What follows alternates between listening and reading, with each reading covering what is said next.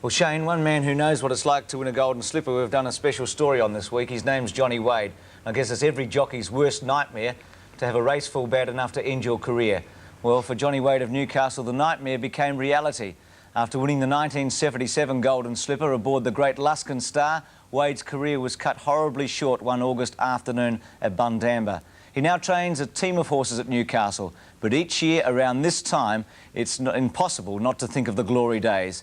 And this year, with one of Luskin Star's protégés, Bold Promise, as a favourite for the Slipper, the memories were stronger than ever.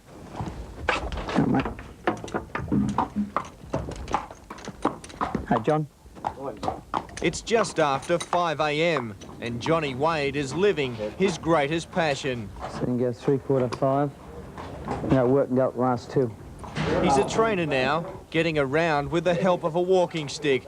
His days of riding cruelly cut short, but not his optimism. I've got to look forward, so, you know, I don't dwell on what's happened in the past. I've got to look forward to what's going to happen in the future. As a trainer, do you get the same thrill of winning as you do sitting on the back of a thoroughbred? I get more excited when my horse looks like winning than what I did when I was riding. If I rode a winner, it was just another winner, and it was great. But now I'm training and they win, I think I'm a nervous wreck sitting in the stand watching. You can see it in his eyes. Each time he legs up his apprentice, he wishes he was on board. The feel of power, the thrill of racing. It has all been missing since a fateful day at Bundamba in 1984.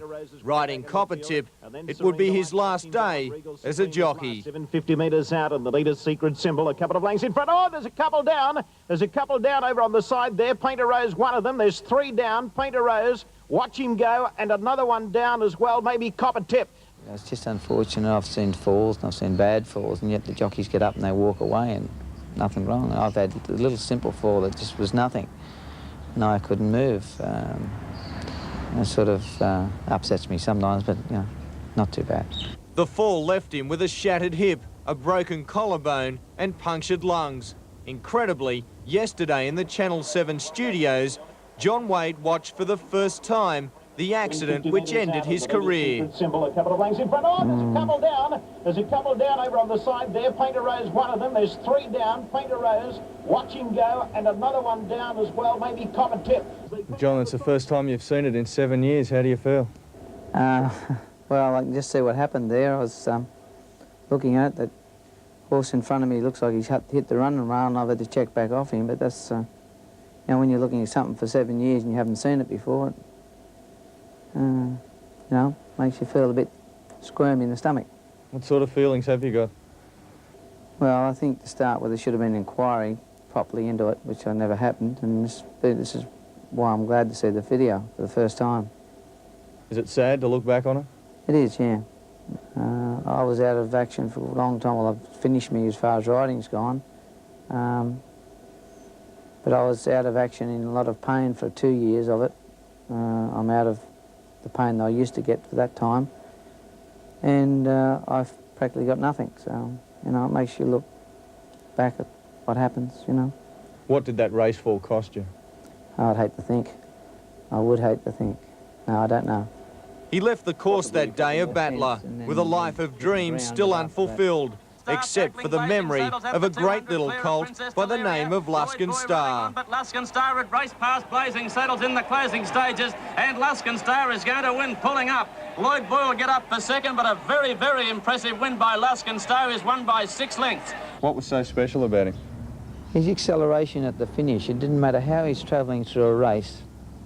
When you turned for home and you asked him for more, there was always lengths there. Even if you're riding him, I reckon if you'd ridden him for the first time and coming to the 3, you'd say you're gone. But when you straightened up, there's 6 lengths there. 1977, Luskin Star, ridden by John Wade. Yesterday, he stood alongside the great Golden Slipper winning jockeys of the past for a special presentation. Of those not wearing silks, he was the youngest.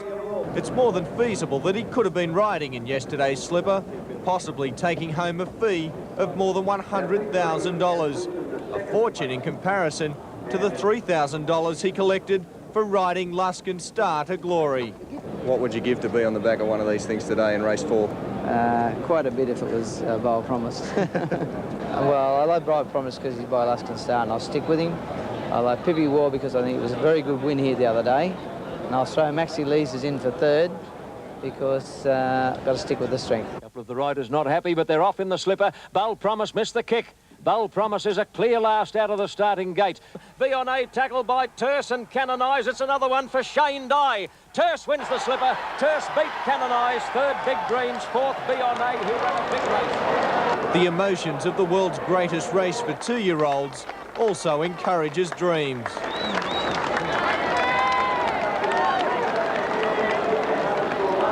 We saw Clary Connors win the Golden Slipper for the first time. John Wade next year? Hope so. Hope I'm crying like Larry was. Yeah, Shane, who knows? You might be riding for him next year, Johnny Wade, eh? Be nice to. Yeah, they're not all great days. I mean, it was for Shane yesterday, but it's a tough game, Keith, and he did ride a super horse, Luskin Star, didn't he? Yes, the Golden Slipper really is a championship of 2-year-old racing. Horses go into it, Bruce, with credentials from all states, but the winner is emerges the champion. And that year, Luskin Star's year, we all thought Blazing Saddles was the best before the races. We may have thought that Bold Promise was yesterday, but boy, did Luskin Star give him and the rest a tailing. He sure did. We'll take a break. Shane, don't go away because we'll talk BMW with Dr. Grace and all the other great races from Sydney yesterday.